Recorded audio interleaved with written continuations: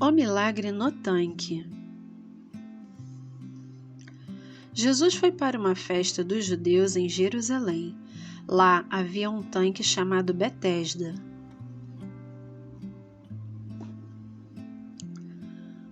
Lá neste tanque costumava ficar muitas pessoas doentes. De vez em quando, o anjo do Senhor agitava as águas. O primeiro doente que entrasse no tanque ficava curado.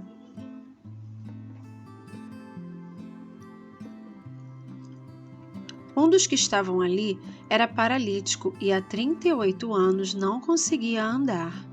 Quando Jesus o viu, perguntou: "Quer ser curado?" E o paralítico disse: "Senhor, não tenho ninguém que me ajude a entrar no tanque quando a água é agitada. Quando estou tentando entrar, outro chega antes de mim."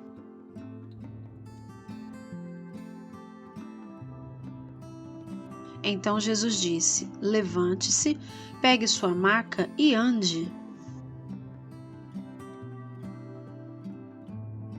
Imediatamente o homem ficou curado e começou a andar.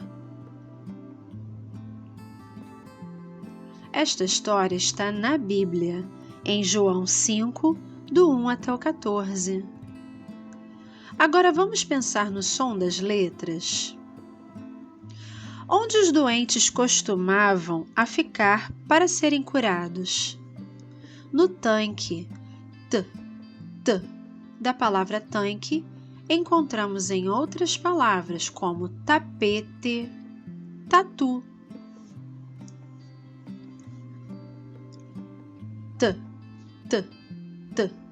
I.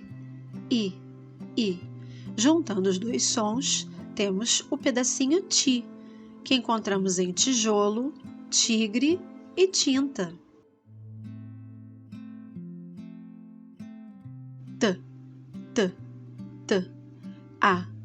A. Juntando os dois sons, temos o pedacinho tá, que encontramos nas palavras caneta, táxi e tartaruga.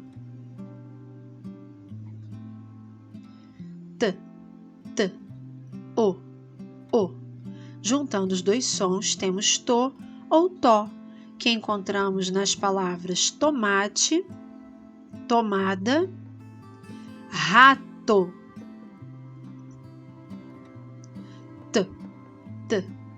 E. Juntando os dois sons, temos o pedacinho T ou té, que encontramos nas palavras teia, tesoura e tênis.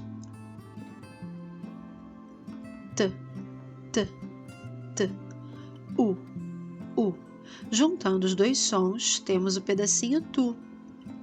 Encontramos esse pedacinho na palavra tucano e tubarão.